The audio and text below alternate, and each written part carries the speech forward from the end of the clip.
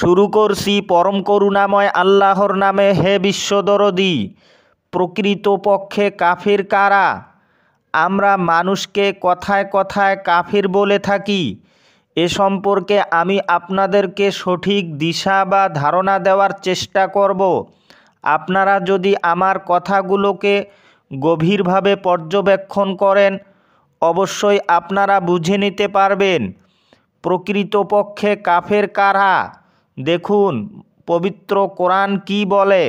মহান আল্লাহ বলেন, আমি যা অবতীর্ণ করেছি তদনুযায়ী যারা ফয়সালা করে না তারাই হলো কাফির। সূরা মাইদা আয়াত নাম্বার 44। এবার দেখুন মহান আল্লাহ সূরা বাকারার 94 নাম্বার আয়াতে কি বললেন। মহান আল্লাহ বললেন, কুল ইন কানাত লাকুমুদ দারুল আখিরাতু ইনদাল্লাহি খালিসাতাম মিন দুনিন নাসি ফাতামান্নাউল মাউতা ইন কুনতুম সাদিকিন। অর্থ, বলো, যদি অন্য লোক বাদ দিয়ে বিশেষ করে তোমাদের জন্য আল্লাহর কাছে আখিরাত আবাসস্থল হয়ে থাকে তবে তোমরা মৃত্যু কামনা করো যদি তোমরা সত্যবাদী হও। দেখুন, আমরা কখনোই তো মৃত্যু কামনা করি না, কারণ আমরা সকলেই তো মৃত্যুকে ভয় পাই। এই মৃত্যুকে কেন ভয় পাই? আমরা তো মিথ্যাকে ভালোবাসি, তাই মৃত্যু কামনা আমরা কখনো করি না। কারণ আমরা যদি সত্যকে ভালোবাসতাম তাহলে অবশ্যই আমরা মৃত্যু কামনা করতাম। তাহলে সত্য কি? সত্য হলো মহান আল্লাহ এবং তার পবিত্র বাণী। আমরা তো পবিত্র বাণীকে গ্রহণ করি না, তাই আমরাই কাফির। হতে পারি আমরা জন্মে সূত্রে মুসলমান, কিন্তু আমরা মিথ্যাকে ভয় করি। এই মিথ্যাকে যে ভয় পায় বা মৃত্যুকে ভয় করে তারাই হলো কাফির।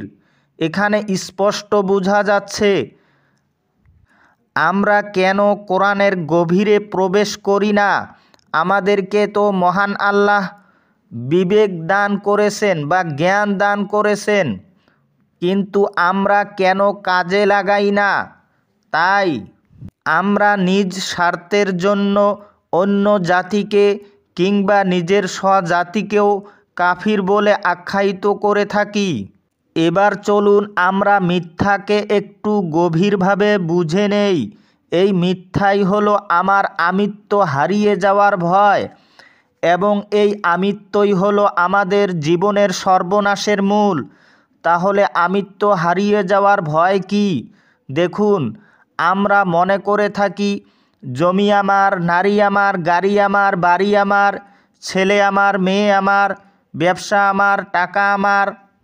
এই যে আমিত্বগুলো, সম্মান আমার, সুখ আমার, মর্যাদা আমার, জ্ঞান আমার, বুদ্ধি আমার, এই যে আমিত্ব হারিয়ে যাওয়ার ভয়ে আমরা বেঁচে থাকি।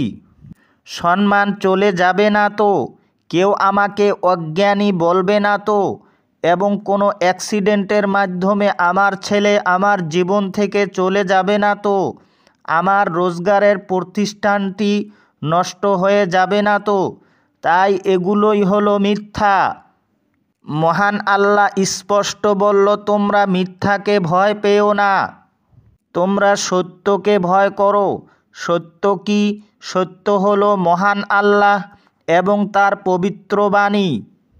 তাই আপনারা একজন সত্য মানুষকে খুঁজিয়ে নিয়ে পবিত্র কোরআনের গভীর নির্যাসটুকু বুঝিয়ে নিন এবং নিজের জীবনটাকে ধন্য করুন। আজ এতটুকু বোঝানোর চেষ্টা করলাম। সকলেই ভালো থাকুন এবং সুস্থ থাকুন। সকলের মঙ্গল কামনা করি আমার কথা শেষ করছি। খোদা হাফিজ।